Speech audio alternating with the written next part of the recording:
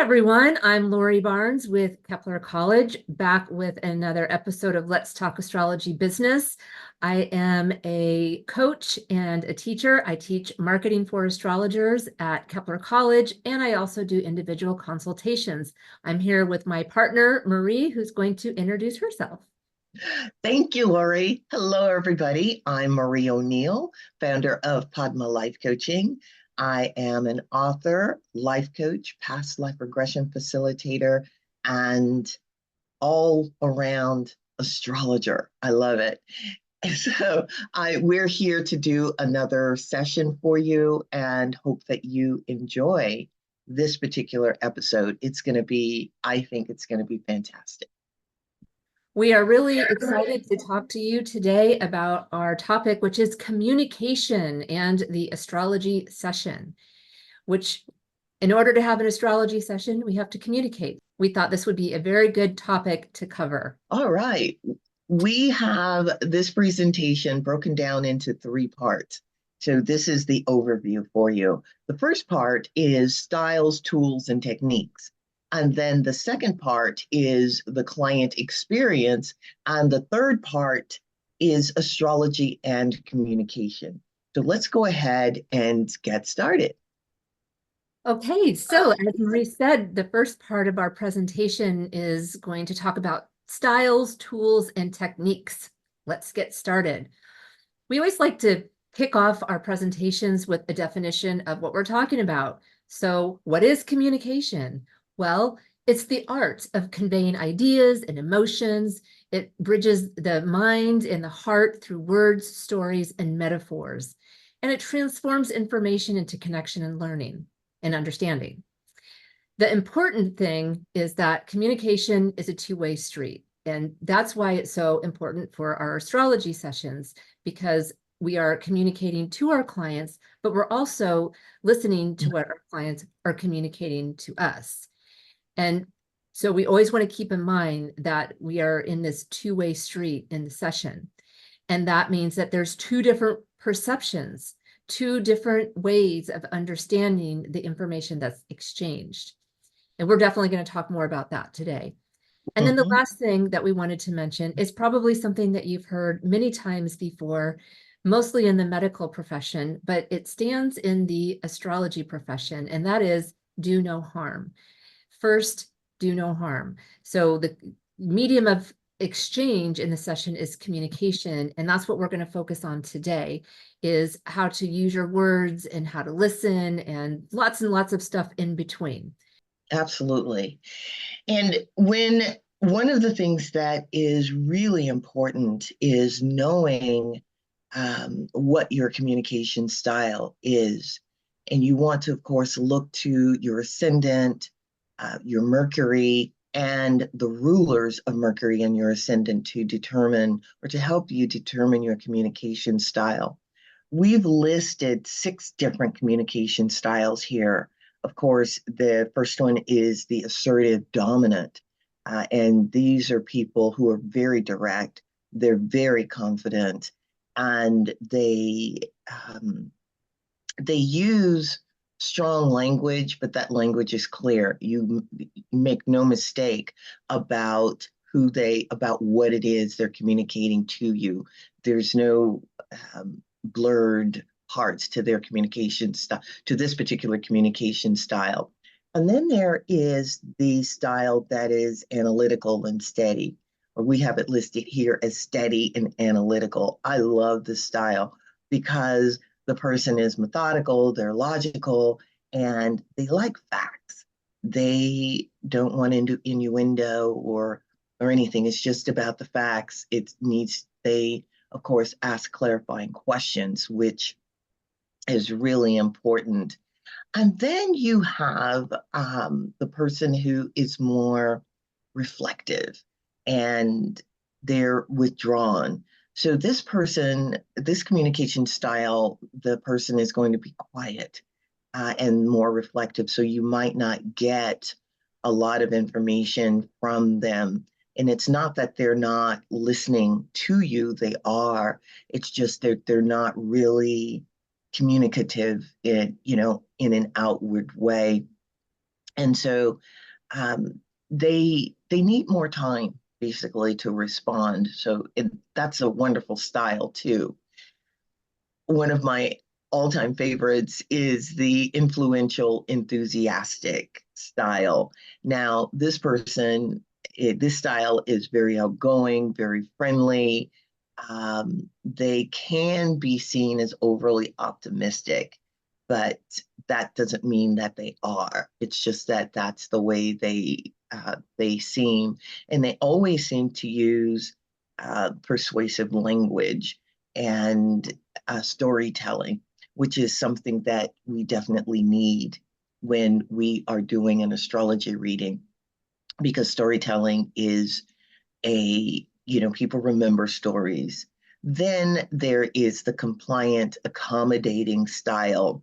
Now, this particular style, the person is agreeable. That doesn't mean that they actually agree. It's just with what you're saying. However, what they show you is that they're agreeing with you. And because they may, of course, have an issue with letting you or anybody else know what their actual needs are. This is the style of the need to please. And, so you really have to be careful with the style, but it is a style. And what I have found is some people use a combination of two styles. So when you're listening to this and you're looking at the styles, you may say, "Oh my goodness, I identify with this one or this one over here," and that's good. We still have a dominant style, and it's that dominant style that you need to know, concerning yourself as the astrologer and also your client. All right, Lori, do you have anything to add to this?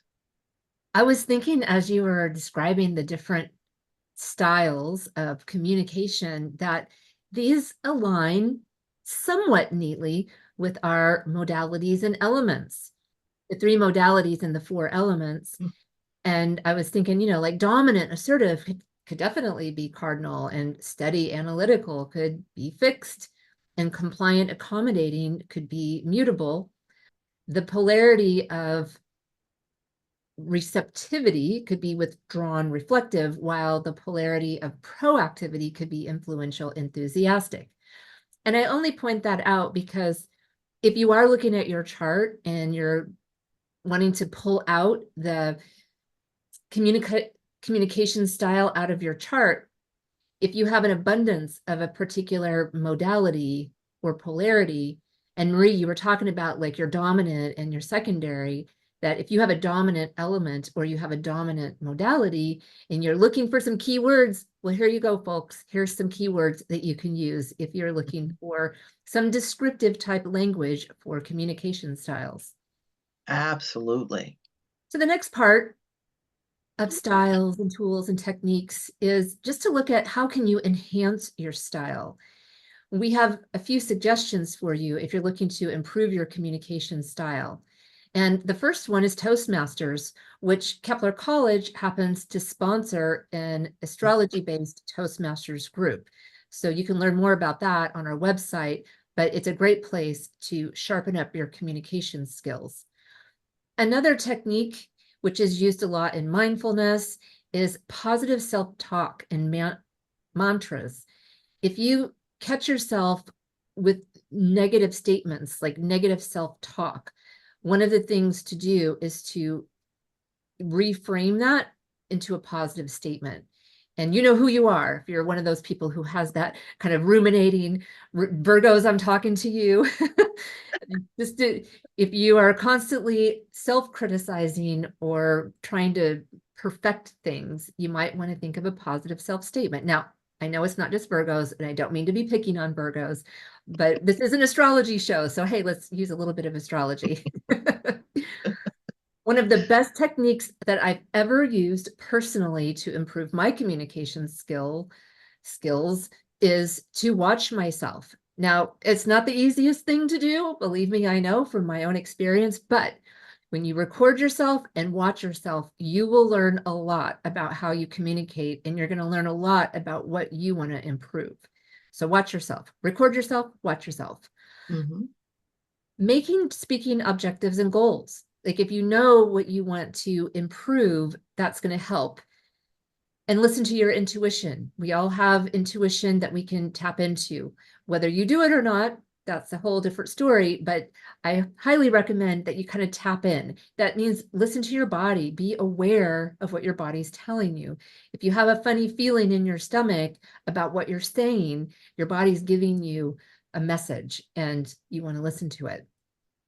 And along the same line, call on your inner guides, ask them for assistance, and use the words that you use. If you use angels instead of inner guides, like that, use the right word for you. But whoever they are and whatever you call them, call on them to help you. Another great technique to enhance your style is role play, which typically means you need another person to help you with that. So any kind of course or class or small group of friends, study groups, these are all places that you could use role play to practice your communication style. And then the last bullet point on this list is work on your own stuff. If you're not working on your own stuff, it can interfere with your ability to communicate in the way that you want to. And so, as the adage goes, get out of your own way. Is there anything you want to add to that, Marie? Oh my goodness. Thanks, Lori. That was good. I liked it. Now, the only thing that I would add is, as somebody who grew up in the theater and you're being on stage all the time, when it was time for me to start seeing clients or start going out to actually speak, I found that the acting skills were important, but they didn't help me with my communication. It helped me to speak clearer and project and all of that. But it was Toastmasters that really helped me to hone my skills as a speaker, because you're really vulnerable when you are working with a client or when you're out on a stage, because it's you. And you can have sometimes that imposter syndrome that we talked about in another video come up.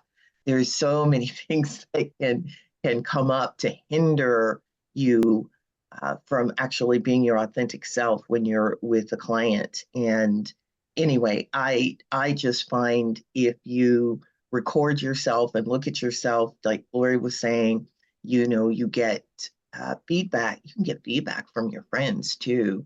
How do they see you? What do they think your communication style is? Because how you are seen by someone else is going to be different than the way you see yourself. And so it's always a good idea to get outside help with that. That's pretty much all I wanted to add to that one. And so now, which, moving into the benefits of storytelling and metaphors, this is where my heart is, because, especially because of coming out of the theater or actually still being involved in it. Storytelling is fantastic, and it's a good way for people to be able to grasp what it is you're trying to convey in their astrological chart and the metaphors. So its stories are going to enhance the communication. It's going to help the dialogue to go back and forth. Your client's going to open up a bit more. You can use, of course, universal themes, which I remember doing a series on the labors of Hercules.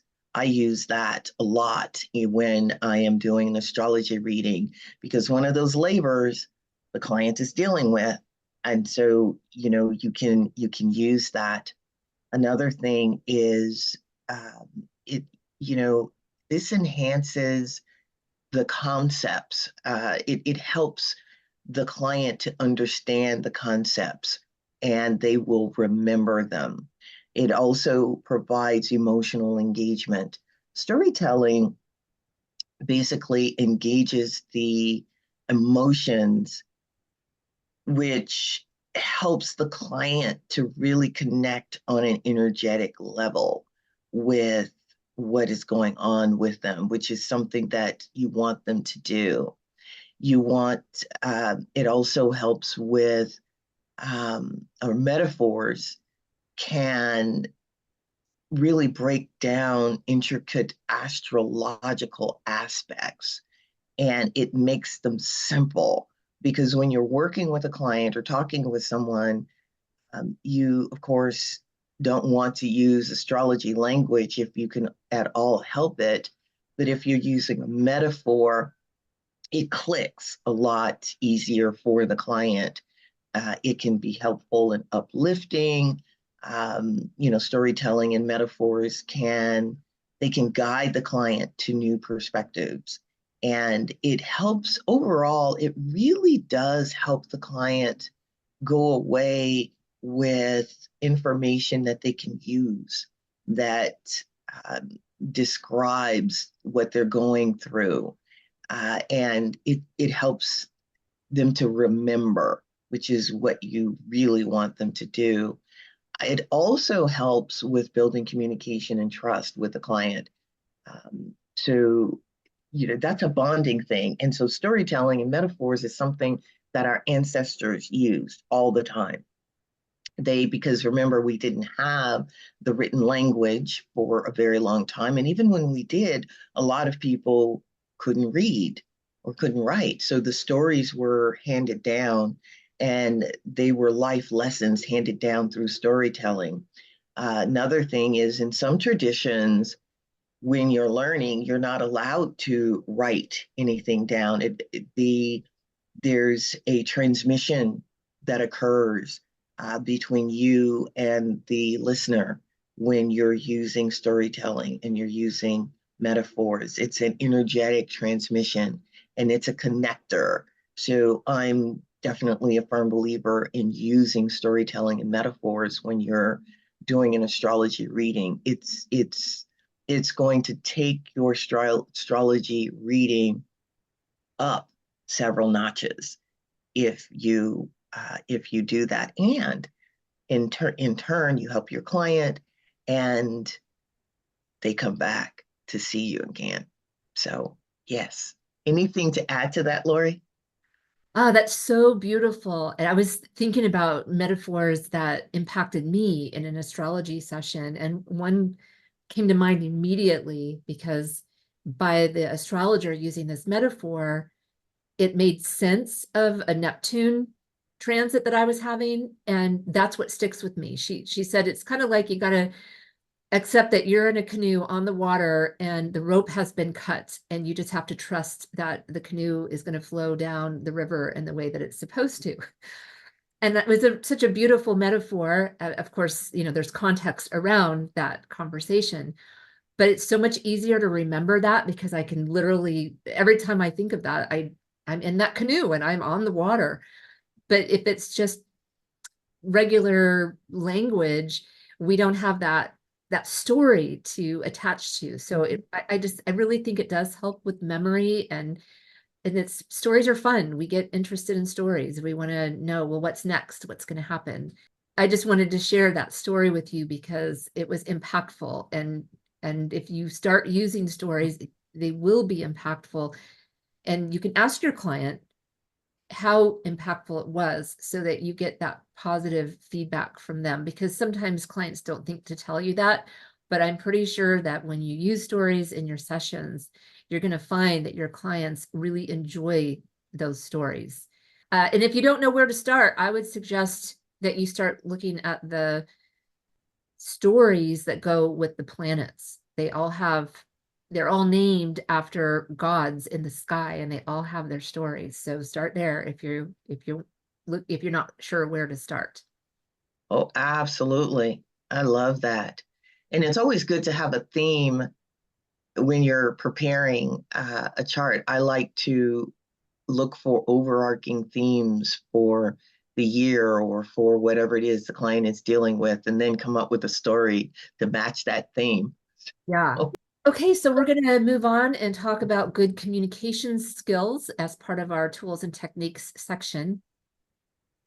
So the first three, we're going to talk about clear and concise communication. So this is an important one, and it's probably one of the hardest ones that astrologers have to deal with. And that is to say what we want to say without using astrology terminology. Try to do it, challenge yourself. In the beginning, when you're first learning how to do this, it's really difficult to not say square or to describe the planet without actually using the planet's name. Because your clients, unless they're astrology students, they don't know what those things mean, and they need you to use language that's not astro jargon. So that is a good communication skill to sharpen up. And I'll say that even if you are doing a consultation with an astrologer, it's still in your best interest to not use that astrological jargon just because they can understand it, because astrology is a very mental type of activity. And when the client, even if they're an astrologer, is hearing all astrology, they're going into their mind and they're there for the service. And so I would say that it's still best to use regular language, not astro jargon, even if your client is an astrologer. And the only time where you would use all that terminology is if you're doing mentoring with a student and you're teaching them.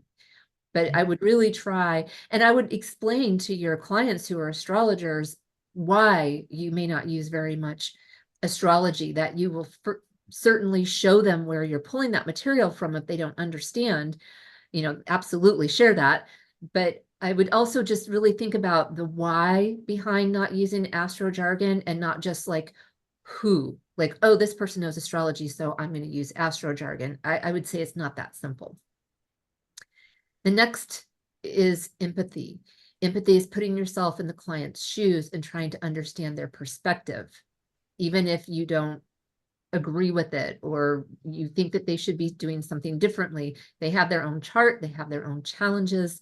So empathy is really just trying to understand where they're coming from so that you can communicate in the best way for their needs. The next is professionalism. You want to maintain a professional demeanor throughout your interactions, and that does include being punctual and reliable. Along with that, in professionalism, sometimes we can overshare as astrologers when we see somebody with similar things in our charts. So I would say a part of professionalism is refraining from being excited when you're with somebody who has the same moon sign as you or who has the same rising sign as you. And so they're going to have planets transiting through the same houses as you. And it can be really easy to be like, oh, I'm having this right now too, and this is how it's showing up for me. And I don't mean to be harsh, but it's irrelevant to your client. What they're there for is to hear about them. So professionalism is really showing up to provide that service and doing everything in a professional manner. So that's just one example. Marie, would you like to add anything else on good communication skills? Oh my goodness, you are so right, because you're not a comrade when you're sitting in that astrological chair.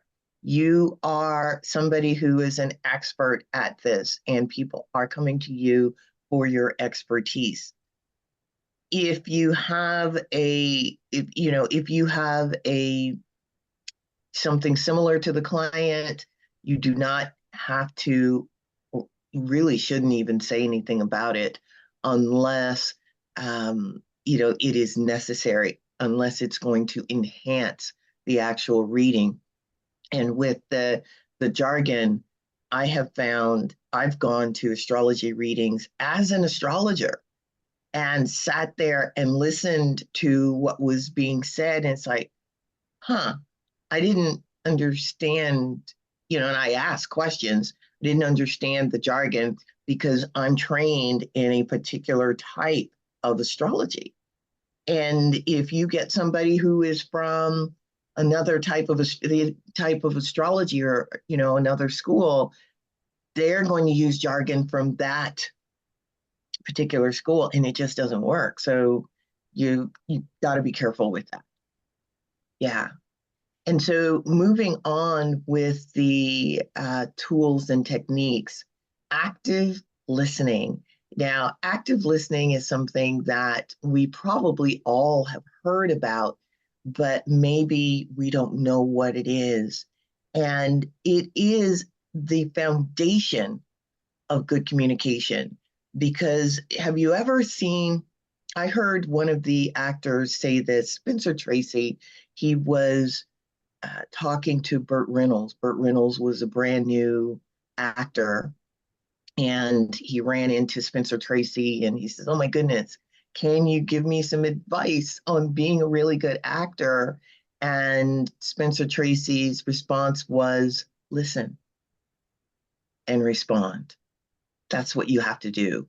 It's not planning what you want to say, it's listening.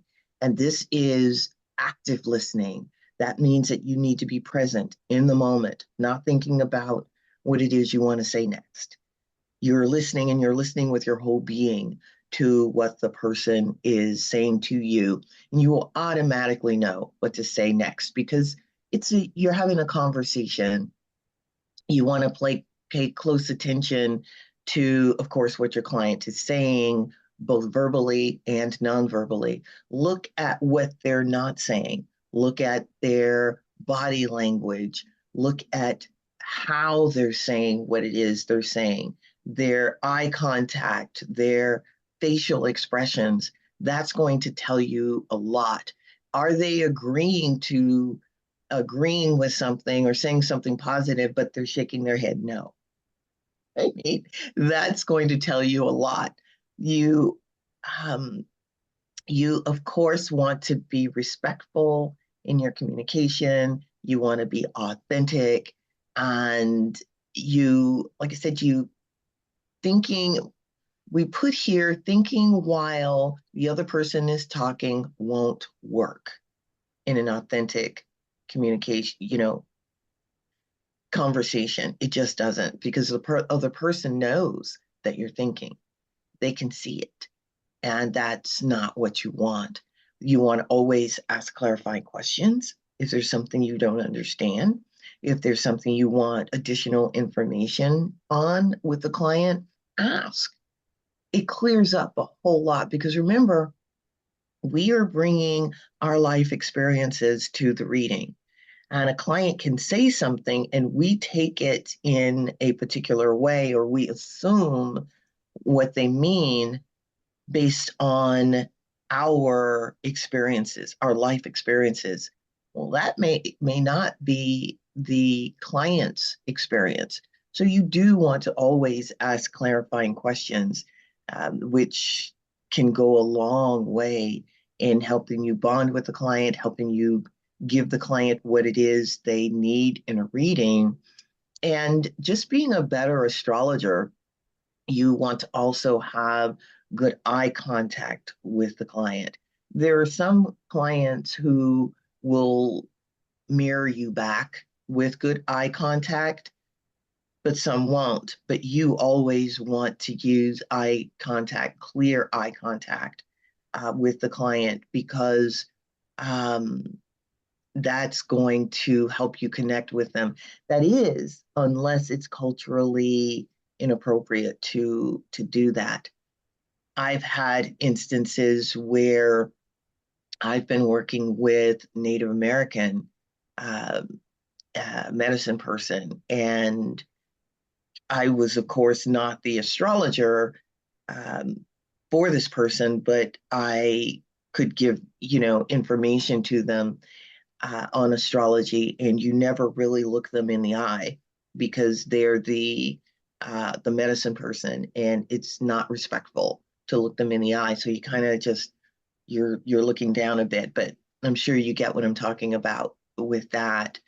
And you know that in your listening, you are having an exchange with the person. So you're picking your perceptions of what's going on with the person. You're picking that up. And remember, when we're dealing with Mercury, and Mercury isn't always about talking. Mercury is about listening too. You don't always need to talk. Sometimes it's nice to just sit there when a client is telling you something, or when you've asked the client a question.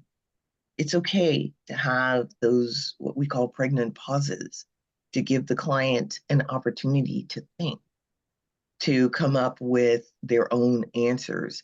We, in our society, it's almost as though we just don't want to have any uh, space in between words, in a conversation, or dead air is what it's called.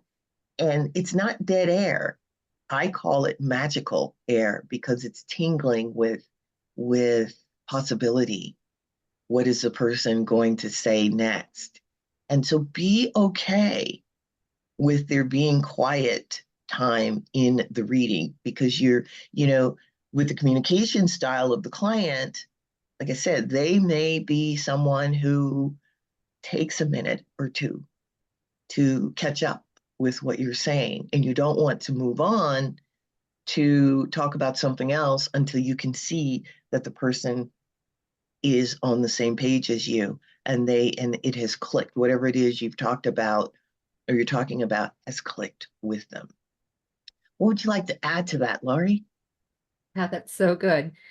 Yeah, I was just thinking about like what you were just saying, and how that's the time to use your intuition, right? To like, you're really honing in on your client and what do they need right now. And you'll know the right time to make a pause if you're really kind of connected in. And those clarifying questions are so important because they're there for a reason. And oftentimes our clients, they give you their questions, they tell you what they want to talk about, but even they don't know that they haven't peeled back the layer as to why they're really there. And those clarifying questions really draw that out of the person. But you can only ask those clarifying questions if you're really listening to what they're saying, like really listening, like between the lines, as they say. That's a metaphor. There you go. So it's just so important. And you'll have more of those sessions with clients having those aha moments when you're actively listening, you're asking those clarifying questions, you're kind of really digging into the root of why they're there, so that you can speak to that through the astrology and help them find those answers and to empower them to make their own decisions. So more important techniques are these: body language mirroring, which Marie, you already, I think you brought that up in the last slide, that you want to really mimic your client. And I don't mean like obnoxiously, where if they move left, you move, like you don't want them to feel like you're making fun of them. But what it means is more like if they have a slow pace, they talk in a more slow pace, then you match that pace. If they're moving around a lot, you might want to move around a bit and not just stay solid. So subtle, that's the key, to do that mimicking, but in a subtle way where you're really meeting them where they are in the nonverbal and verbal communication. Pause and reflect. So pregnant pausing, as Marie calls it. I love that. I'm going to use the terminology. It's just giving the space to let that magic happen. It's really important. The idea of monologuing, like how astrology has been in the past, that's kind of fading away to this exchange in conversation. And so when we come in, we're probably not going to monologue for the full 60 minutes, 90 minutes. We want to engage with the client. We want to ask them those clarifying questions. And when something significant is said, you want to pause and reflect and let that moment actually saturate the time, those important things that need that pause and reflection. And during that reflection, oftentimes you can reflect back to that person what you heard them say. And that is an opportunity to reframe too, because sometimes there's difficult conversations and your clients are sharing vulnerable, private things that can put them in the position of feeling vulnerable. So it's important to take a moment and let that sit, that you're letting that vulnerability have that space. So that, and it allows for more clear thinking and communication. So pause and reflect, a technique that you can bring into your session. And then the positive reinforcement. When you hear that they've struggled and they've overcome something, reinforce that, recognize that. People really, I think, need to be recognized. And especially if you're working with Leos, Aries, there's those signs that really need to hear that positive reinforcement. So, know yourself, know your client kind of thing. Use positive reinforcement as needed in the session, tapping into that intuition. What would you like to add, Marie? Oh my goodness, as you were talking, one of the things that was coming to mind for me was improv. And I just think if you haven't done an improv class, or it's always yes and yes and.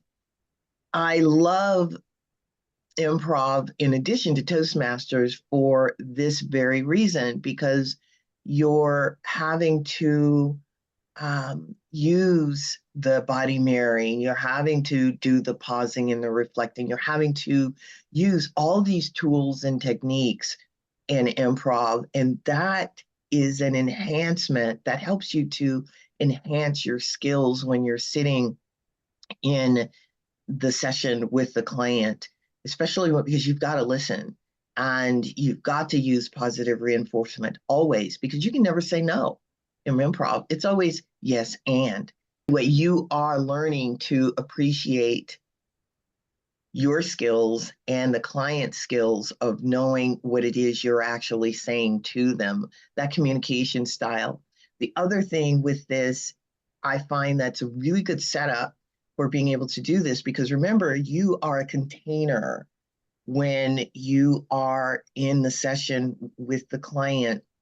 If you set yourself up at the beginning of the session, you do your mantras, you do your prayers, you do whatever it is you need to do to prepare yourself for a session.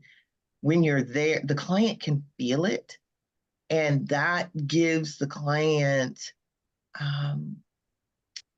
they feel safe and they will open up to you. And so your communication style and how you communicate and how the client communicates, it will be a lot more fluid. So that's what I wanted to say with that. Yeah. So here we are talking about questions and how you need to always ask if you open-ended questions of the client. And because that's going to invite conversation, and it's also going to help you clarify what the client is going through if you're asking open-ended questions. And they encourage conversation. So you definitely want to do that. It's and you're also checking in with the client as you are giving the reading. You can ask them questions. You can ask them questions about their preferences. What is it that they believe in? Do they believe in past lives? Do they believe, because if they don't, then you'll have to switch your language to, well, this is your ancestral lineage. This is what you inherited from your ancestors, from your grandma or great grandma. And it's an easy switch, but if you have someone coming to you and you don't know what their belief system is, and you don't unless you ask them. And it also helps the client. If you're asking open-ended questions, it helps them and it helps you get to the root of why they came for an astrology reading. Because it's not always, as Laura was saying, it's the reason that they came for the astrology reading isn't always what they told you. What they told you is probably the symptom, and you want to get to the root. And so asking questions, open-ended questions, and there's plenty of articles out here on types of questions that you can ask, or open-ended questions that you can ask a client. You are communicating basically your philosophy on fate and free will. if you are asking a question about the client's philosophy, um, that's going to tell you what their belief system is too. I mean, do they believe in fate? Do they believe in free will? Do they believe in both? How do they see that working within their lives? Because if you can ask a question about this will inform you on how to approach them with their chart. Because most astrologers believe strongly in free will. And there are some aspects of our life that we may feel are fated. So it's important to know that you so that's what I wanted to say about the open-ended questions. What would you like to add to that, Lori? Yeah, I was thinking about the fate and free will. I think that's such a important thing to talk about with clients. So much Mm-hmm. so that I've actually made that part of my opening for every new client, every session with a new client. I don't do it for repeat clients. I just think that we don't know, like you were saying, we don't know where people stand on fate and free will. And I don't even know that clients think about that coming in, but just by the fact that they've come to you for a session means that they have some belief in fate and probably some belief in free will because they feel like they have some chance to change the future based on what astrology says. And what good is astrology if we can't use it to help improve our lives? Mm-hmm. So that's why I think talking about fate and free will in the beginning, it has, more than one reason, because then it makes that person also think about, oh, well, astrology may tell me my fate, but I also have the free will to do something about it. And that's what I want to kind of implant in them by sharing my philosophy. Because the truth is, we are channelers of the information. We're taking it from the chart, it's coming through us, and it's coming out through our communication and going to that client. And our philosophy and belief in fate or free will is going through that. And they deserve to know where we stand on that. Because some astrologers may be very fate oriented and feel like you don't have a whole lot that you can do about your chart. And others believe completely in free will and that you can take the chart and completely transcend it. And most astrologers fall somewhere in the middle on that it's both. But where you stand is important for you to know first. And then second, I think it's important to share it with your client because it just helps get them into the mindset of why astrology and what can it do for me. Okay, moving on, more tools and techniques for you. Show up prepared. So this kind of falls in that professionalism category, but we're taking it a bit further by saying, make sure you do your chart prep. Make sure you do your pre-session ritual. If you don't have one, you might want to create one. Do you have essential oils that you like to have on before you go? Do you do a prayer? Do you pull a tarot card? Do you do an event chart? So I've heard of all of these things. I know people who do all of these things, not the same person, different people have different rituals. But the cool thing is how many astrologers actually do pre-session rituals. And do you do one? And if you do, let us know in the comments. I'd love to hear what your pre-session ritual is. I definitely do essential oils. Marie, do you have a pre-session thing that you do? Oh, absolutely. I say a prayer, I pull a tarot card, I sit quietly for about 5 minutes before the client shows up and just clear my mind so that I can get out of my head. Yeah, yeah. And it's not Mhm. on here, but post session rituals are really good too. That's more for your own self-care. I Yeah. remember when I first started doing readings and I think I had 3 in one day and I was just drained. I was like, how do people do this? And I talked to my mentor at the time and she was like, you got to do some self-care. Mhm. She gave me ideas of things to do. And now I can do that. And I can have 3 sessions in a day and I'm okay. But when Mhm. I first did it, it was like, whoa, I learned real fast that I really need to have a post-session wind down. So think about what you need for self-care. It's really important. The next thing is journaling and mind mapping.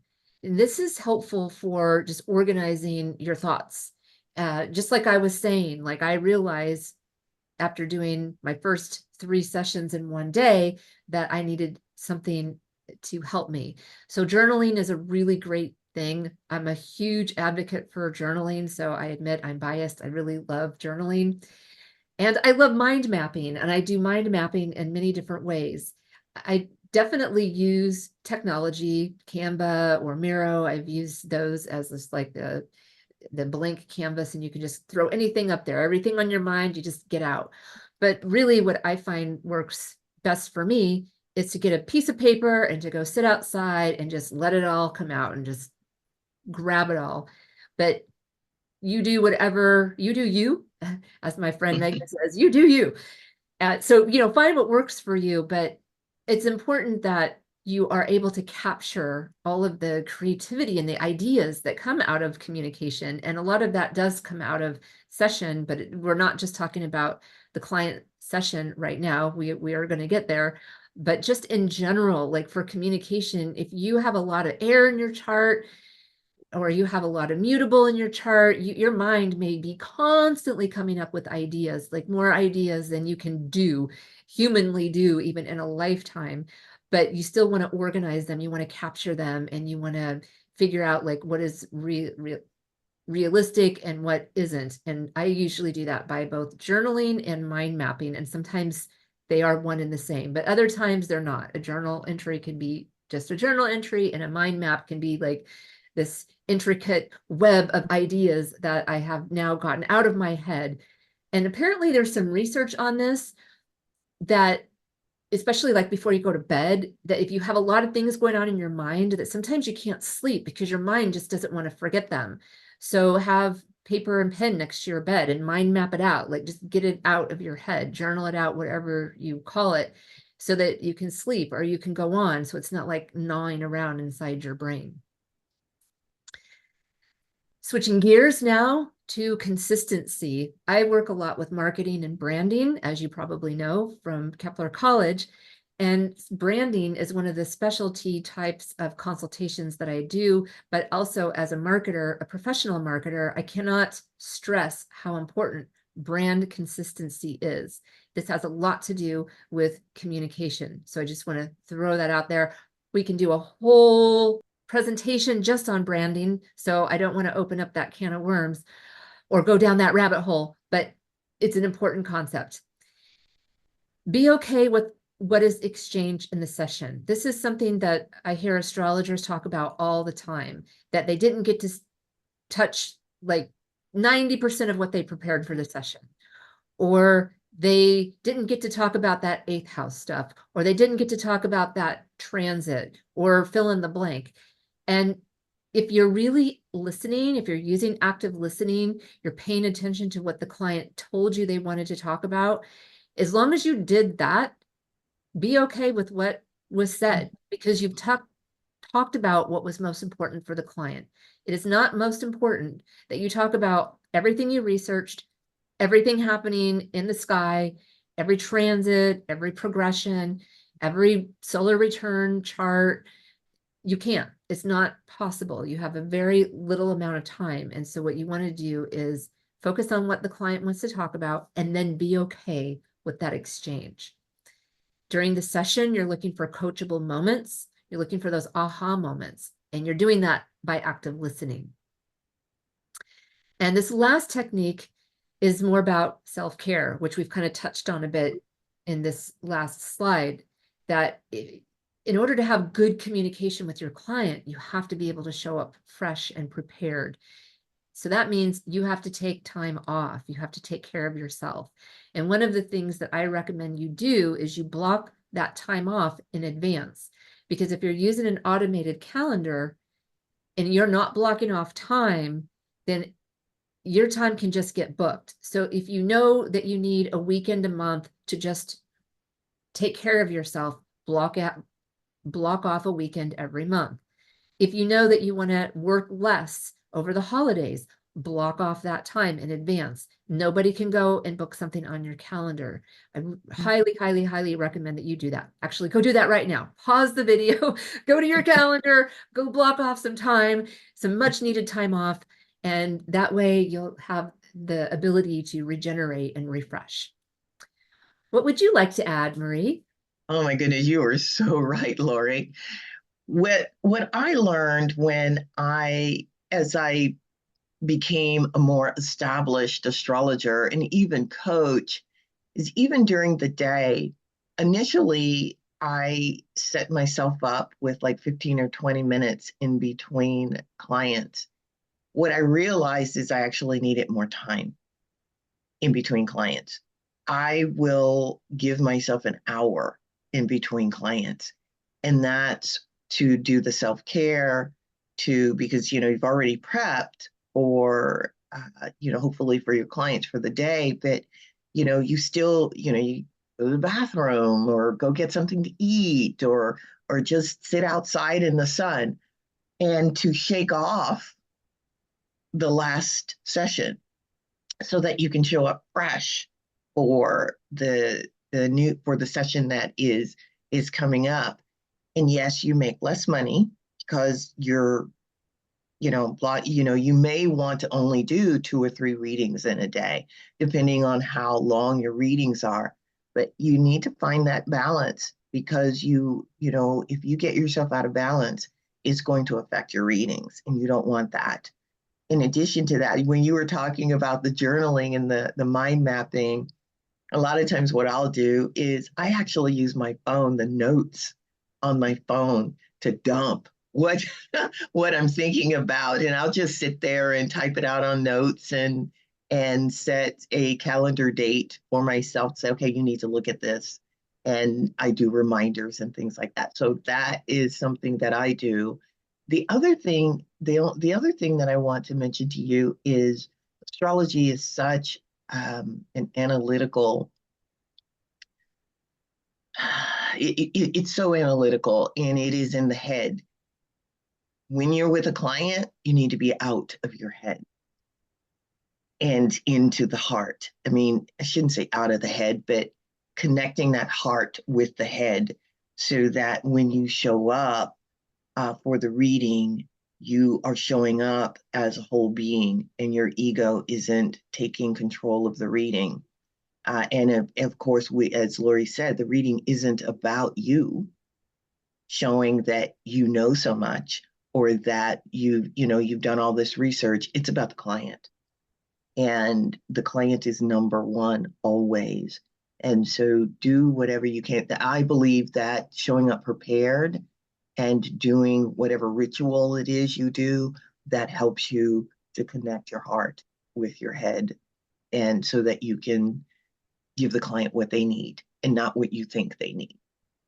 Perfect. We are moving into part 2, which is the client experience. And actually, we've started talking about that a little bit, but we're going to delve deeper into the client experience, because that's what it's all about. So you're basically introducing the client to your brand. And so we're looking at the 4 P's of marketing: place, product, promotion. You've got to, when you are with the client, they've come to you because you've done good marketing. And this is basically the opening of the funnel. And this is where you are inviting people into your brand, and you're engaging with them. And of course, it's always an ongoing process when you are promoting yourself. And so you're always going to have your freebies. And when I say free, it needs to be something that is enticing to the person, something that shows who you are as your brand, so that they start to get a feel for how you work and how you operate. You can have a couple of freebies out there, and it can be your blog, it can be whatever videos on YouTube.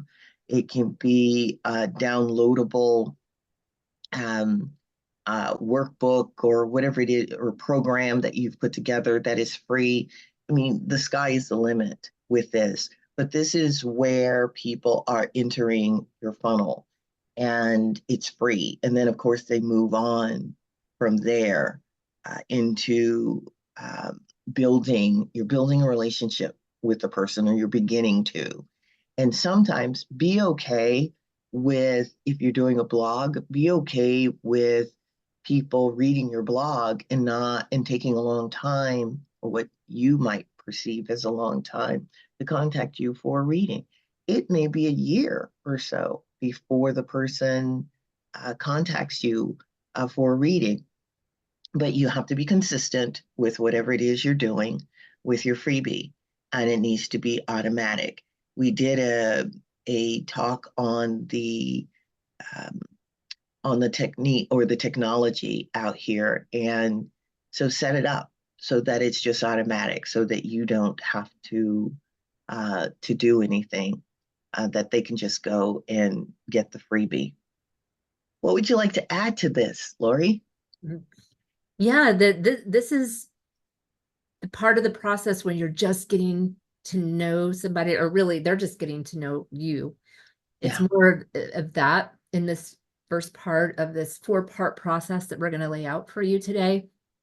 You can kind of assume that you don't know them, right? Because you're trying to get them just involved in your brand, but they're really trying to get to know you because they're deciding if they want you to be their astrologer. And they may not even know that that's the question that they have in their mind at this point. They're just wanting to know more about me. What can you tell me about me? Why do people come to astrology? To learn more about me. And I don't mean me. I mean the client. So this part of the stage is communication, right? This is all about communication. This is you kind of being like, hey, I am a professional astrologer. I am available to provide services. And that's why you're looking at this first phase as where you're it's kind of like dating. When you first meet somebody, you're deciding, do I like this person or not? Do I want to see this person again? Do they provide some benefit that helps me? That's probably not part of the dating thing, but it's certainly part of getting to know you to be my astrologer thing. So, Absolutely. I mean, because my goodness, you could be a spiritual astrologer, or maybe you bring in your spirituality into your astrology. Well, the potential client is going to know that if they're looking at your freebie. So, yes. yeah.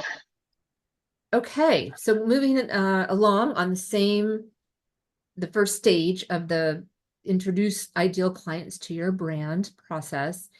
And we've said this before, and we'll say it again because it's so important, and that is create engaging content. When you're first introducing yourself to your new potential client, they have to find a way to get to know you. And the best way to do that is to write engaging content. So whether that's a blog or a video or a podcast or at a conference where you're speaking, like wherever it is that you can possibly engage with a potential client or a new subscriber, this is your opportunity to introduce yourself to them. And you're going to want to have engaging content so that they can read your philosophy, read what your services are, just learn more about you. So during this stage, it's really a getting to know you better stage. Mm-hmm. You want to consistently communicate. You want to try to stay top of mind with them, which means that you want to communicate frequently and consistently. Consistently is probably the more important, but frequency also has a great deal of importance. So what I mean by that is if you're going to do an email every week, do an email every week. And if you can't show up every week, then do an email every other week and be consistent. Mm-hmm. If you can only do one email a month, do one a month and be consistent. But what you don't want to do is send an email 2 weeks in a row and then do nothing for 6 weeks.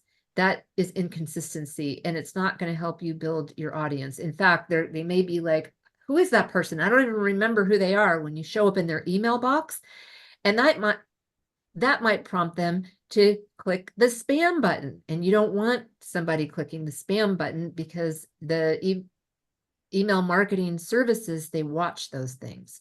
So consistency and frequency are really important. And in the first stage, when you're first like trying to attract new clients, you're trying to build your brand awareness and do relationship building and get them into your funnel.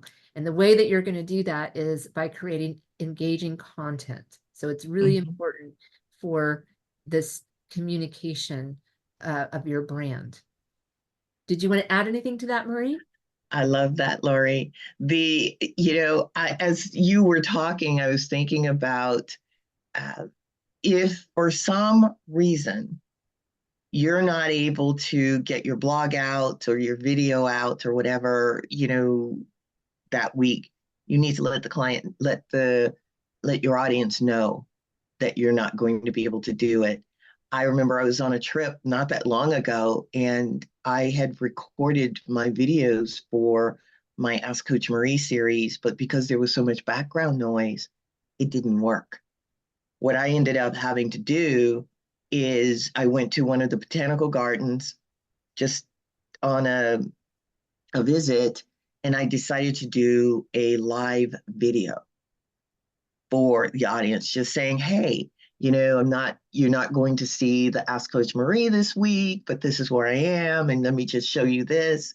And that that calmed them, I'm sure, or maybe, hopefully, to let them know, oh, she's on holiday, so she's not doing it this week. So something to let them know that you're not doing that. And even with your emails, and I know this with emails, if you're going to be away and not able to respond to people, do one of those automatic responses with emails to let people know that you're not going to be available, because the client's mind can start to wander.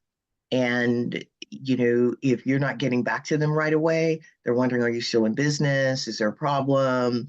Are you reputable? All sorts of things.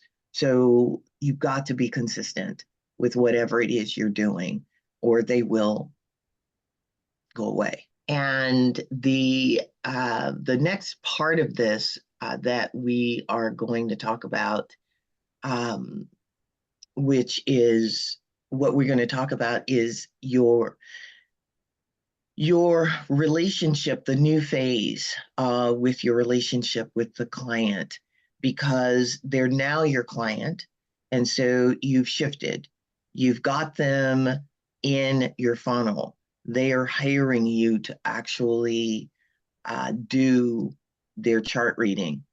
And so this is where customer service comes in. I believe it's very important that when you are working with a client, that you of course send them emails, you want to communicate with them about what they can expect in the reading, making sure that you're sending them the Zoom links. When I send out a Zoom link, I send it out twice. I send it out when I make the appointment, and I also do a reminder um, the day of the event, the day of the reading, so that they don't have to look back through their emails for it. I like sending emails to clients, and I think that that is good customer service to let them know what it is they can expect in the reading, to ask them if they have questions that they want you to answer for them in the chart. You want to let them know what your cancellation policy is, what happens if they need to reschedule, um, and have a policy and stick to it. I mean, you can change it as you learn more, or as you gain more experience with your business. You can certainly change your cancellation policy, but and you really do need to have one. How are you going to get paid? Let the client know how you want to be paid.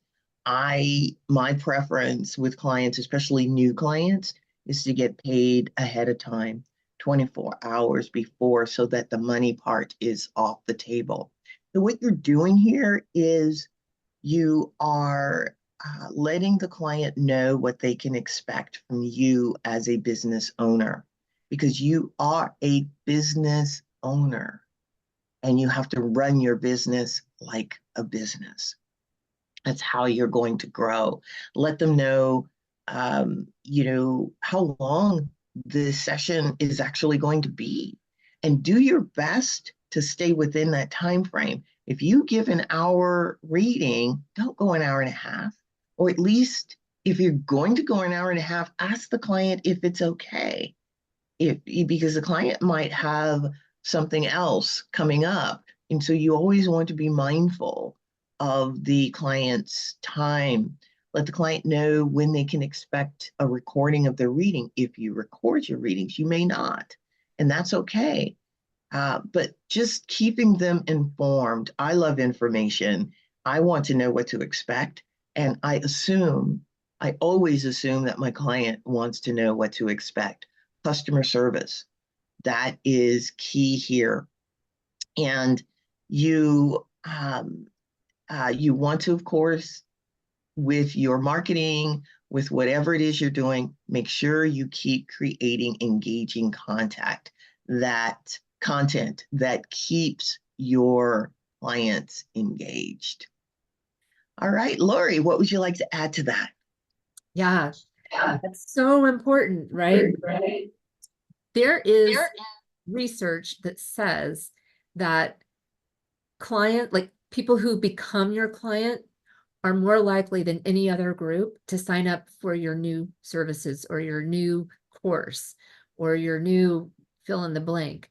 So it's really important that once you get somebody to become a client, that they keep coming back to you, and they Mhm. hopefully, a good portion of them will invest in other services that you offer. So that's why keeping them engaged is very important.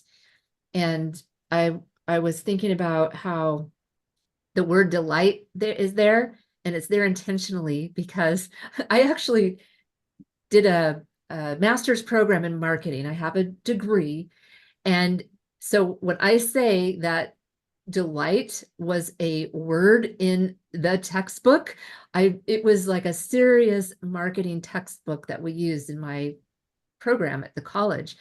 And what they talked about a lot was delighting your current clients, because your delighted client is going to go out and talk about how delighted they were with you. And hey, we're in astrology. A lot of the business that we get is going to be word of mouth.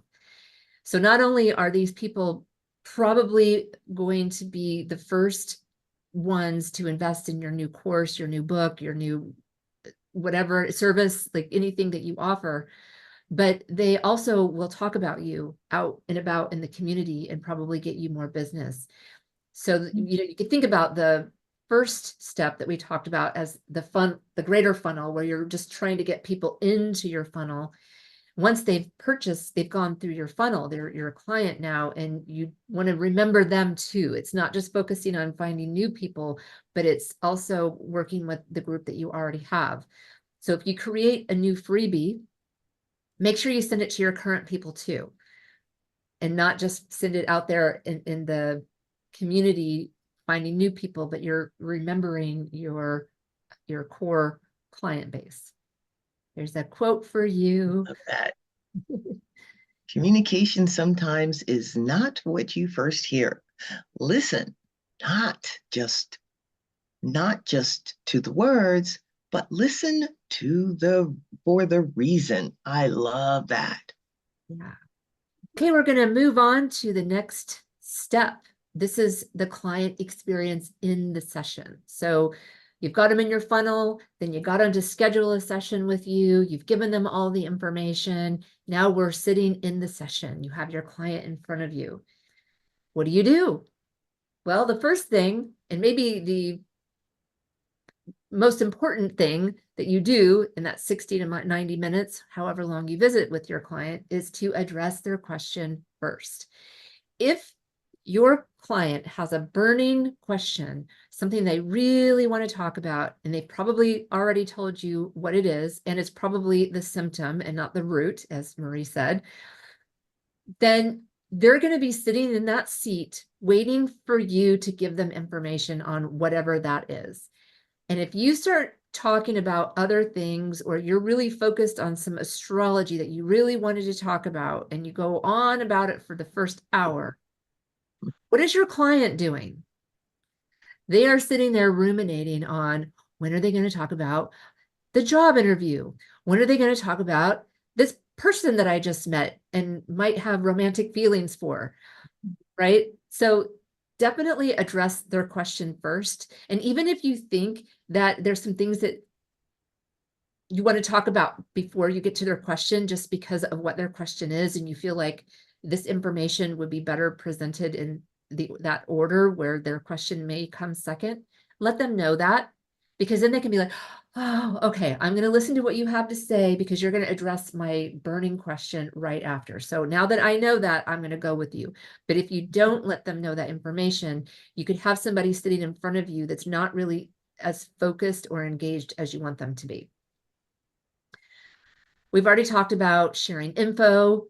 You want to do that in advance. You want that to be part of your process. Hopefully you can have an automated email that already lets them know the information about recording, how long the session is, etc. Fate, free will, we talked about that.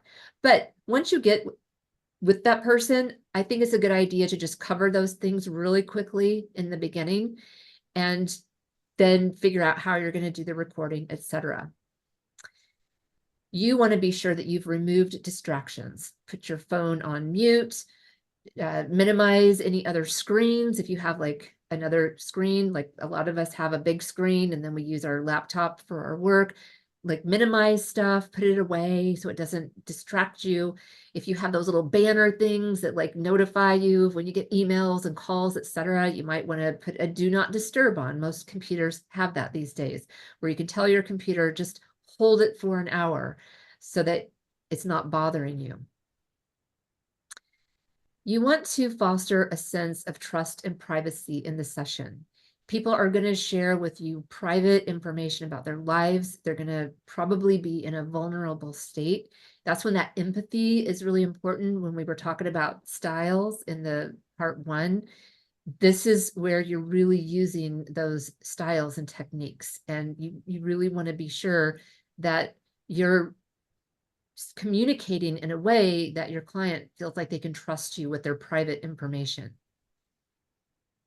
Here's a really good suggestion that you can use at the end of your session. Ask your client, what's your takeaway? What's your greatest takeaway from today?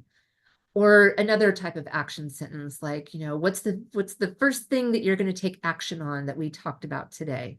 These are really good ways to wrap up a session. And it also helps your client kind of like walk away on a high note. Like, yes, I've got this takeaway. And now they're going to hang up and they're probably going to think about that for a while. It's important that you know that when you are with a client one-on-one, it is the most impactful impression that you can make on your client. And in marketing, impressions is a word. They even say you have to make 15 impressions before the client actually hears what your message is, and they might actually buy from you after they've heard from you 15 times. And I've heard a lot of numbers. It could be 7, it can be 15, it can be 17. So, there's research out there that talks about that. But the point that I'm making is that you have a chance when you get in front of the client, and it's going to make a lasting impression. It's going to be the biggest impression you make. It probably can count for 10 impressions in one, just because it's so impactful when you're right there in front of your client. And how they feel about you in that exchange is as important as the astrology that you're sharing. These two things kind of go hand in hand. So that's really important for you to think about in your client experience, in the client session, is that you're really making an impression on them, and how they feel about you and what you're sharing with them is very important. And of course, that's all communication. That astrology and the chart can't get to your client without coming through you in your communication style. Marie, what would you like to add about that? Oh, I love that, Lori. The when you were talking, I was thinking about also your background. That is a part of your communication style. If you are, I mean, before we had Zoom, we had to meet with clients face to face, and some astrologers still do. I'm a firm believer in setting your background up to be inviting for the client. What do you want them to see when they look at you? What do you want them to see behind you? What is important? And that is going to that's a part of setting the stage. And so you need to pay attention to that. Do you have, if you're in a room that is really busy and maybe not quite clean or whatever, you need to put something up behind you so that the client doesn't see that, because you're talking to them, but they're not looking at you. They're looking behind you at what's going on back there. Your room of where you're doing the reading needs to be quiet, letting everybody else know that you're in a session. Don't come in here. The client can pick it up if somebody else is in the room. They may not know that they're picking it up, but they are. So that's a part of the session too. Yeah. Yeah. So moving on, in when we're talking about the session, when you're actually in the session, we talked about active listening. You want to make sure that you're present, that you're showing interest in what the client is saying and what their perspective is. You actually want to have genuine interest in that, which means that you're also going to be using statements that show empathy.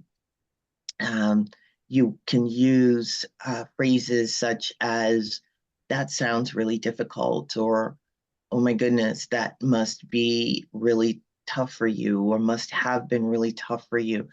This is showing compassion and empathy for what the person is saying. You're not uh, you're not delving into what the client is going through. When you're showing empathy, it doesn't mean that you're going to get into the client's space so that in a way that you're not able to help them, because that can be stagnating. You want to still stay a little bit, uh, you want to be able to be objective. So showing empathy helps you to stay objective and not, um, meet the client emotionally with where they are. That's really what I want to say with that. Um, so empathetic statements are important. You always want to use calm language and have a calm tone with a client, even when a client is hopping around, and because you have your style, and your style may be more calm, or the client's style may be more calm, but you want to be able to uh, stay steady and use a calm voice with the client. You want them to listen to what it is you're saying. And I do find that clients like astrologers who can be calm and whose posture also shows confidence. And what you're doing is creating a safe space. You may not be a psychotherapist by training. At the same time, as an astrologer, you're kind of a psychotherapist too. So you want to show up fully. The I statement, I love the I statement, because this is um, being able to express difficult statements in a non confrontational way. when you're in a relationship with someone and they may be, you want to go on the attack because of something they said, rather than doing that, you can say, I feel like this when such and such happens, or when this comes up. This is a way to help the person save face. And because I love having clients be able to save face, or even in a conversation, you don't want the person to be on the defensive. And so it's important for you to use those I statements if you can. Lori, what would you like to add about that? Yeah, I wanted to say something about the calm tone and body language because I realized that earlier one of the tools and techniques we had was to mimic, and I just wanted to clarify, Yeah. clear that up, that you do want to mimic, but not when the client is bouncing all over the place. Right. Right. So there are examples of when you're not going to mimic or mirror them. And that using the calm tone and body language is one way to help them calm. That Hmm. by holding that space of calmness and a calm tone and a calm body, you can actually help your client ground and help them calm their body down and their voice tone. So Yes. yeah. So, and I'm so glad that this came up so that we could clarify that, because mimicking is good when you're connected and you're engaged. The calm tone and body language is something that is probably just like a way that you want to kind of like make that part of your style, but also it's a technique that you can use to help ground your client if they're bouncing all over the place and I just got in, I was just at the supermarket. I mean, you're going to have clients like this. I have friends like this too, and they're just like always running around and they can't catch their breath and they're doing 10 things at the same time and they had did 50 things yesterday and they're just like blah blah blah. And the best thing you can do for them is like, oh, wow, how did you do all that? Like you are just bringing them into your pace and your tone, and it can help them like ratchet it down a bunch of notches so that they can actually be there and get engaged in their own session. So I love that. That reminds me of you guys might not know this story, but it's the Buddha when he was sitting under the Bodhi tree. He wasn't enlightened as of yet, but the monkeys came along and they wanted to distract him. And so they started mimicking and doing, just making noise and doing all, and he just stayed calm. And so the monkeys at one point says, oh, I'm just going to imitate what the Buddha is doing here. And so the monkey sat quietly and gained enlightenment. there you go. What a great use of storytelling. Okay, we're going to move on to a few more things that you can use in the client experience. I think that reframing is a really great tool. It's when you hear a client talk about something and they're really fixed on it, or they're using negative language, or kind of looking at things from a negative perspective. You can use reframing to help turn that around. So like oftentimes it's about something from the past, something that they're ruminating on that they just can't seem to let go of. You can reframe that by pointing out the lesson that they seem to have been that they learned. There's always a lesson in something. So or if they're having a difficult time with a partner and they're saying negative things, then you might want to reframe that, or even ask them to reframe it to help them change their perspective. So reframing is a great thing. It's basically taking something that somebody said and rephrasing it and sending it back to them, usually with a more optimistic or positive spin. The next thing here is managing projection. And if you're a psychotherapist, which I know a lot of psychotherapists are now becoming astrologers, you've been very well trained in managing projection. But if you are counseling people and you haven't had any training, then, well, first I recommend that you get some training. We have a great consulting skills course at Kepler College that teaches you about this.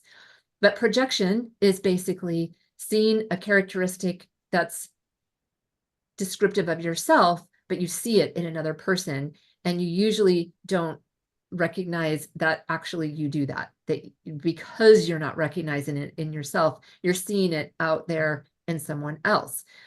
Projection, shadow work, it's a common terminology that you can research.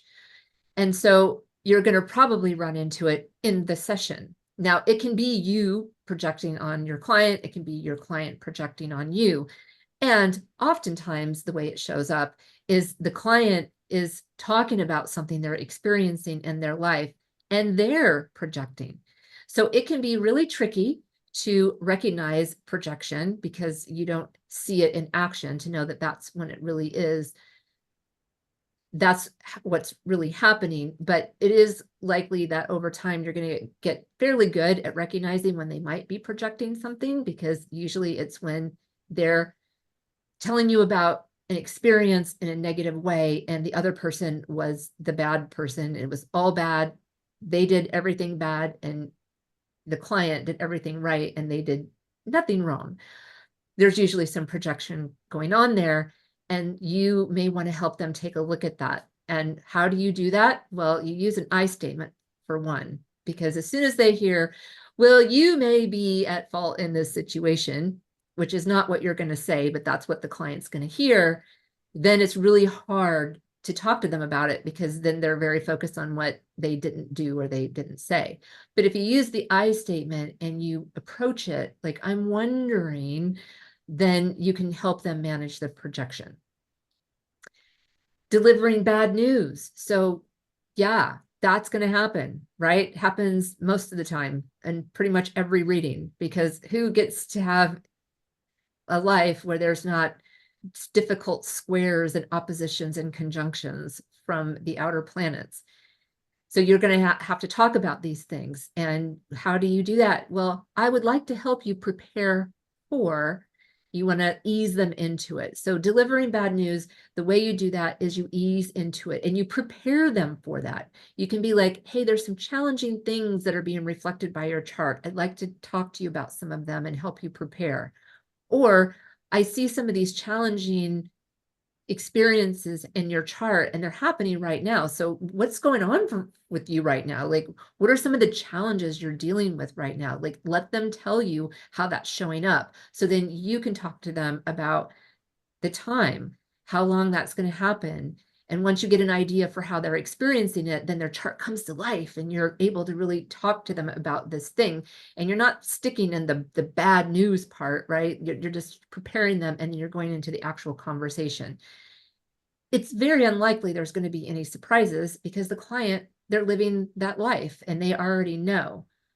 However, they may not be experiencing it as negatively as you may think by looking at it in their chart. So that's why you want to ask those open-ended questions. You want to ask those clarifying questions, because how a client is experiencing what you're seeing in the chart as a difficult or negative transit or progression, they may not be experiencing it in that way. They may just be having a lot of change and growth and development. So you always want to ask. And then the last thing on this list is to be very careful about certain things that could come up. Politics in the United States, that is probably something you don't want to talk about, and you don't want to let it slip out of your mouth. You can't assume that the person that you're talking to shares your political beliefs. Even if everyone that you talk to in your personal life has the same beliefs, and it might be easy to let something slip out that is pro this party or pro that party or pro this person or pro that person. If you talk that way in your regular life with your friends, I would highly recommend that you monitor what comes out of your mouth. If you're a very religious person and you're quoting scriptures from the Bible, or if you refer to God a lot, hey, that is your choice, your life, your belief system.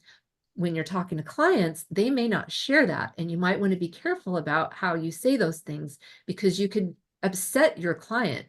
They may be very spiritual, but not religious. And when you start talking scriptures and God, you may make them feel like you don't understand them. And so it's not about hiding your beliefs, but it's about being respectful to the exchange that you're making with this person and being careful to leave your own stuff out because it's probably not necessary for the conversation. What would you like to add to that, Marie?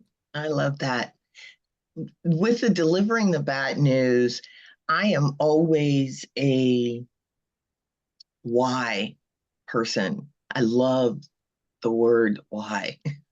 So when I need to deliver bad news to a client, with what I see in the chart, I'm looking for the goal. Why is this here? Why is this aspect here? What am I meant to learn? What is the client meant to learn from this? And so when I'm delivering news that isn't as positive as I, of course, would like it to be, I will tell them the goal first and then say it's going to be challenging for this to happen. At the same time, this is the goal, and this is why it's going to be challenging. You need to hold on to the outcome or the goal and give them ways to work with the challenge so that it doesn't take the seriousness away, but it does help them to understand what is going on. And I also will give them a timeline of when this is going to ease up or when they should see some improvement in that. And that always helps. And then with the approach, I totally agree. You do not, I mean, you're bringing yourself to the reading, and so you're not able to not be who you are. At the same time, you still do need to be rather neutral, and you never bring up, like you said, Lori, you never bring up politics. I mean, it's a misconception to assume that just because the person is in front of you and they're getting an astrology reading, that they have a preference for one political party over another. That is not true. Or, so even when you are, because I use spirituality, and anybody coming to me, they know that that I use spirituality, but that's not religion. I'm looking at the big picture, the great goddess or the universe or the divine, and what the intention is there. So, you're going to weed out some people from seeing you because, at the beginning of your funnel, you're putting your approach, they're going to see what your approach is, and will see some of your belief system, but they need to know that you are also flexible and that you are able to be non-judgmental. It's that judgmental part that is a problem. So yeah, that's all I wanted to add about that. It's a big one. Yeah. I mean, there is one caveat, I guess. If you decide that that's how you want to brand yourself, like you might brand yourself the Christian astrologer. Mhm. No offense, Lily, to the book, but you know what I'm saying? Like Yeah. that would be one case where it's totally different. Or if you only want to work with Republicans in the United States, hey, Hmm. you can choose that as a niche, and then Hmm. it's all about that, and that's who you're going to attract, maybe. But the point is, if you don't decide to make politics or religion your niche, then it's best to just leave it out in general so that your client feels very much included and embraced by you. Absolutely. Absolutely.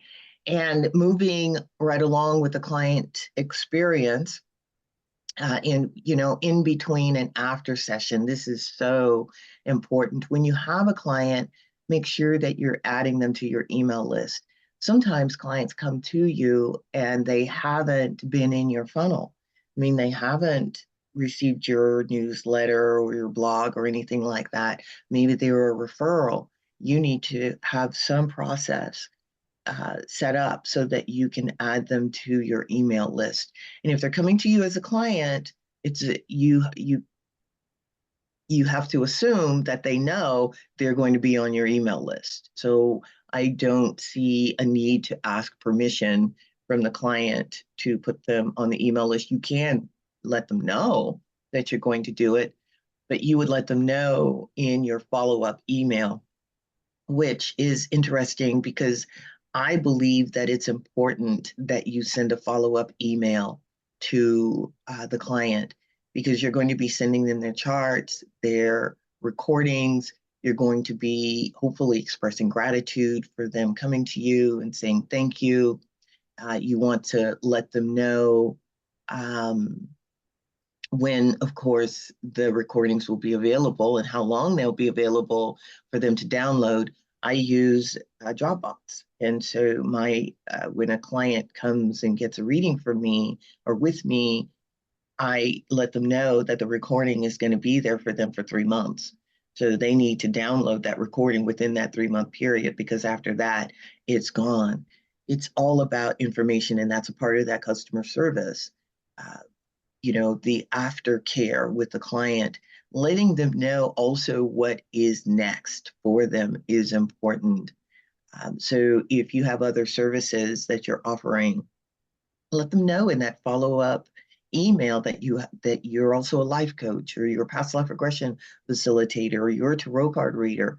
Letting them know what other services you offer is important.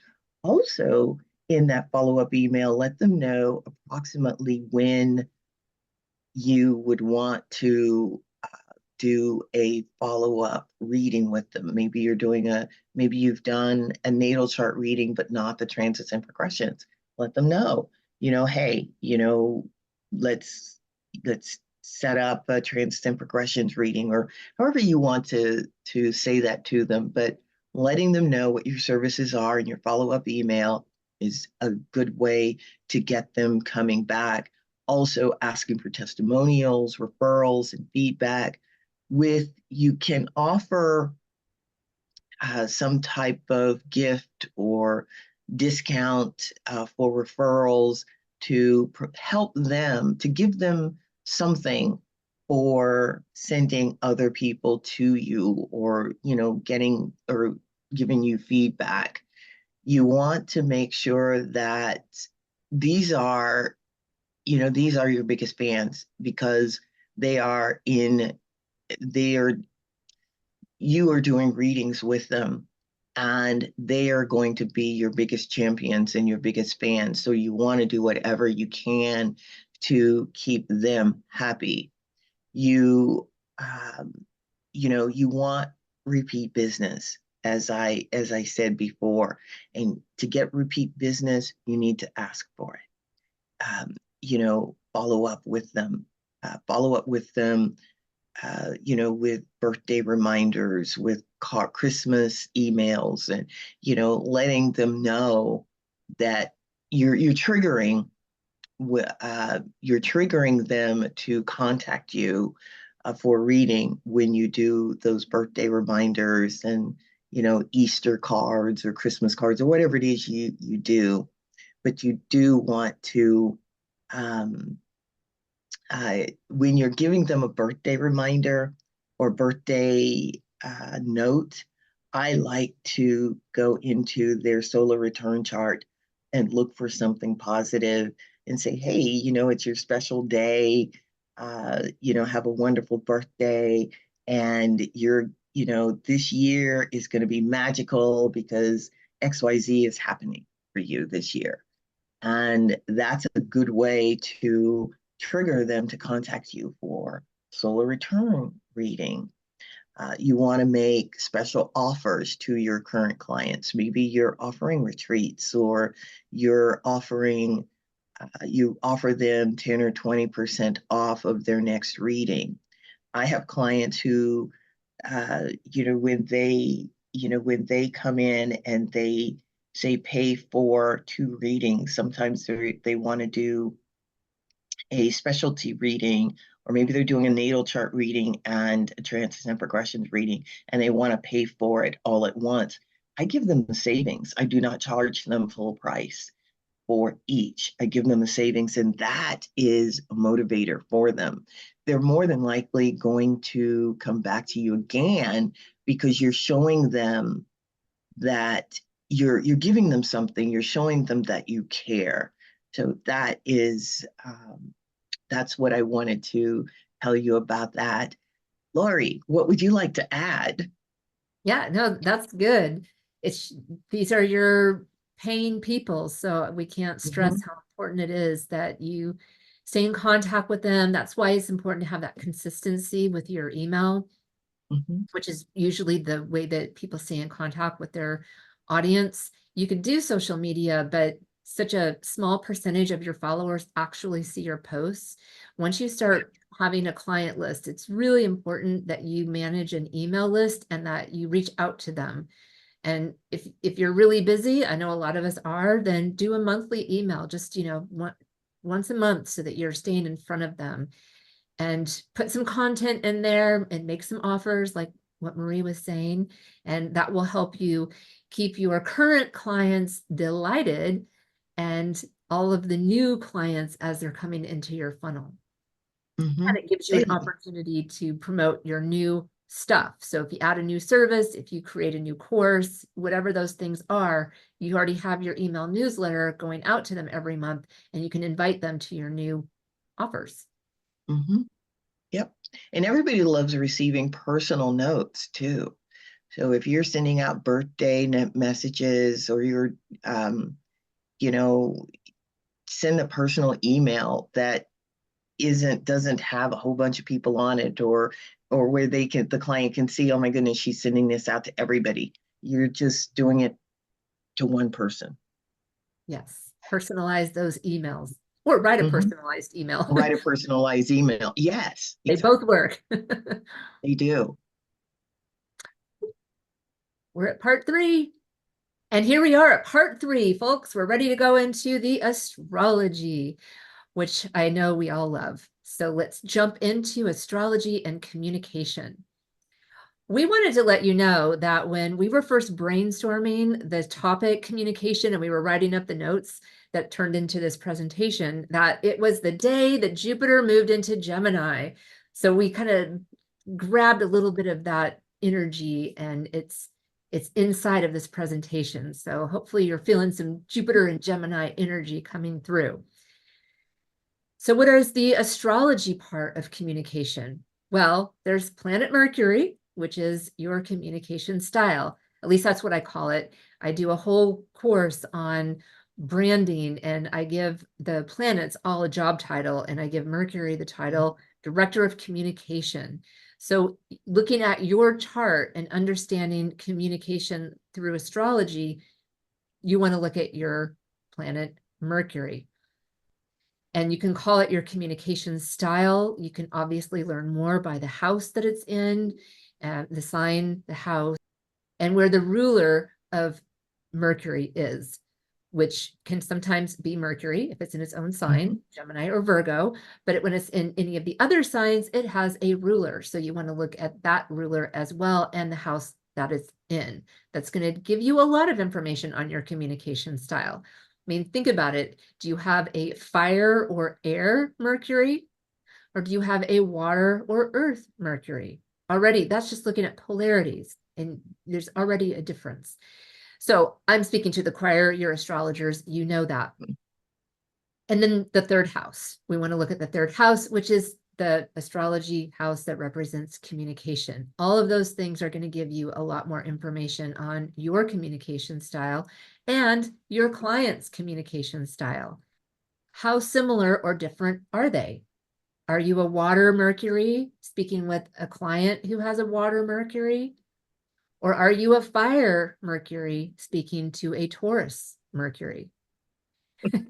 And what will change in your communication style when you look at these things? It's important stuff to think about. Marie, what do you want to add about astrology and communication?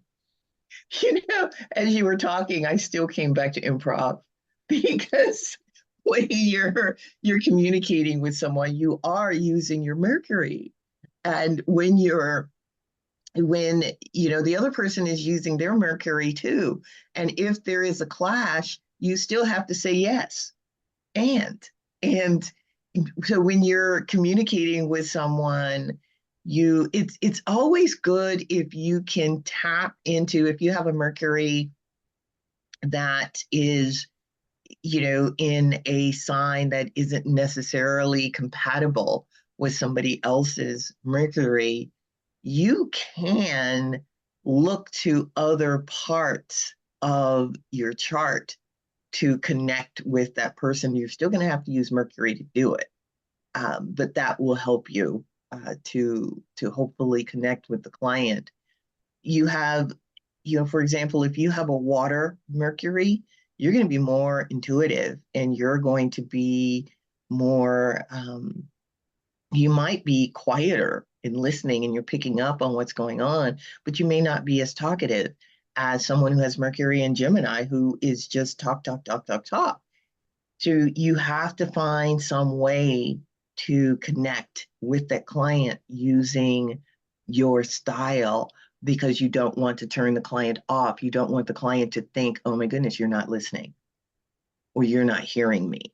That's why it's important for you to find, if you're looking at the person's Mercury, look at where that Mercury is in their chart. And but we'll get to that. But right now you're looking at your Mercury, but you want to look at the strength of your Mercury too.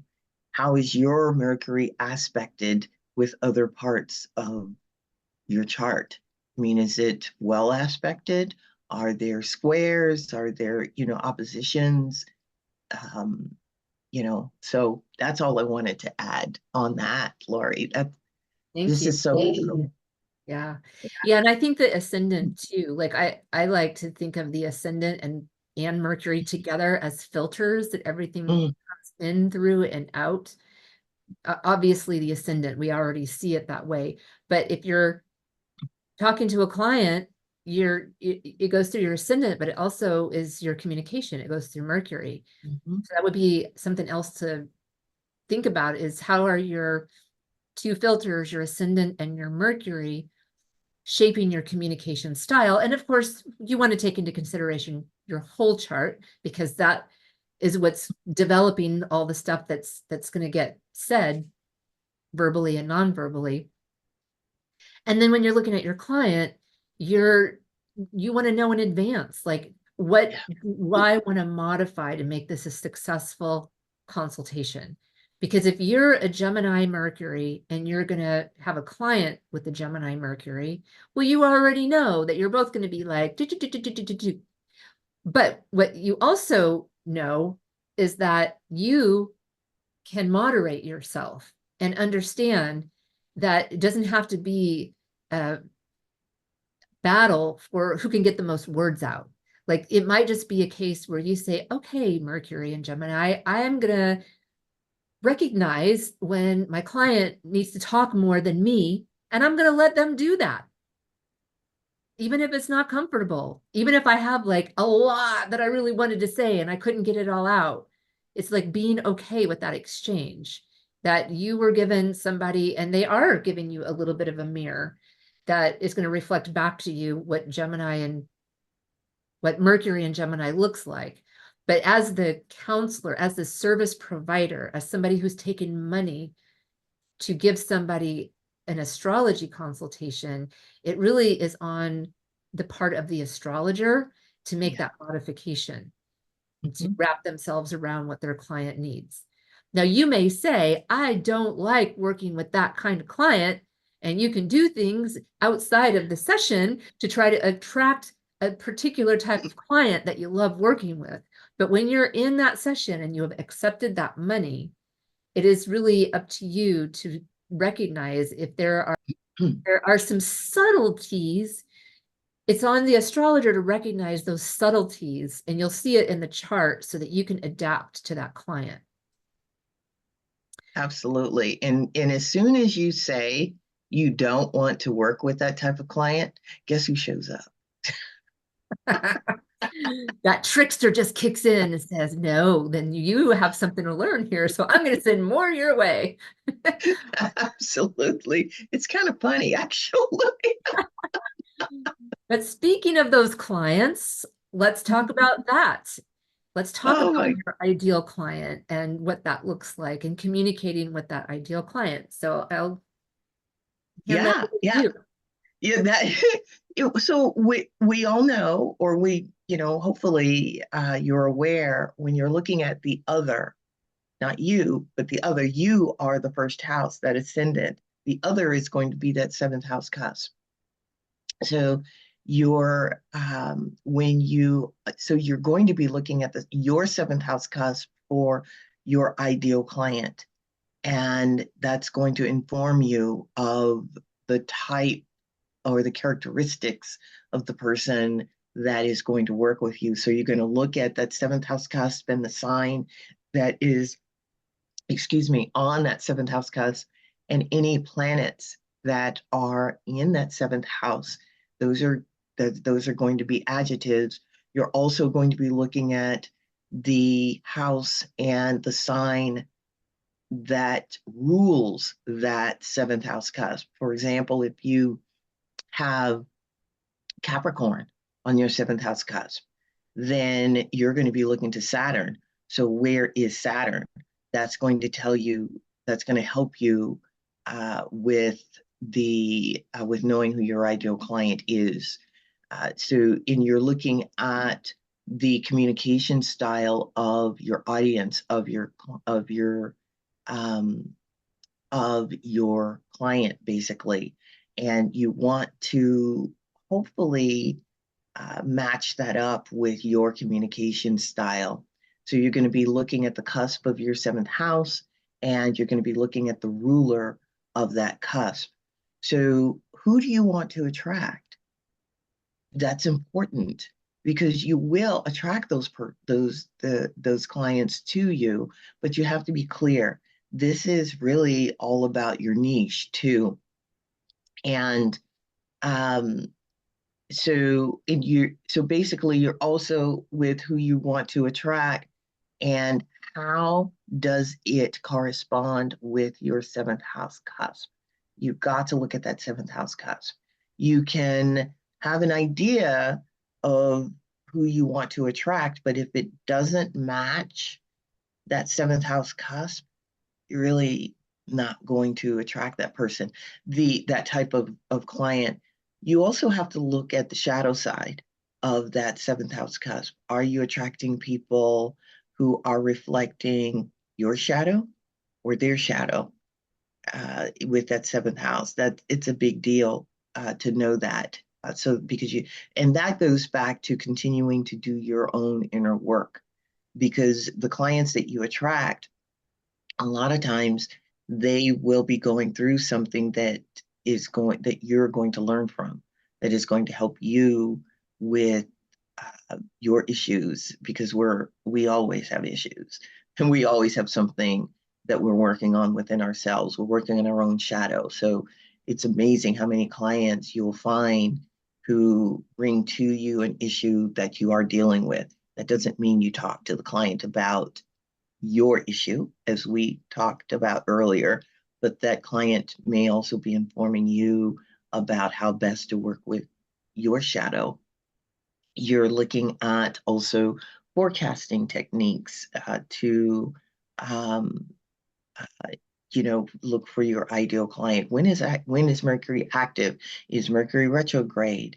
Are you going to look? You want to look at the solar arcs, the progressions. You're going to look at the solar return chart. You can look at this with the client's chart, but also with your own chart to to help you with forecasting techniques. So, Laurie, what would you like to add to that? Yeah, well, I was just going to say for all of you out there who are saying, but what about this technique? And what about that technique? And I'm going to say, yeah, whatever technique you use, I only listed a few, but if you use Ferdaria, Mhm. or if you use, if you're an Indian astrologer, maybe you use the Siddharah, Mm, you know, whatever astrology you use, you'll adapt it. So Mhm. don't think that it just applies to these things. LOY stands for Lord of the Year, just in case you were wondering. But I just put the ones I use in case you're wondering. I use the transits, secondary progressions, solar arcs, solar returns with Lord of the Year, and I also look at location. What do you use, Marie? What techniques do you use? You know, I'll use annual perfections too. I will definitely do that because if a person is in the third house, or the seventh house, it's that's going to be their focal point, like you said, for the year. So I definitely look at that, and I will use transits and progressions in particular. So yeah.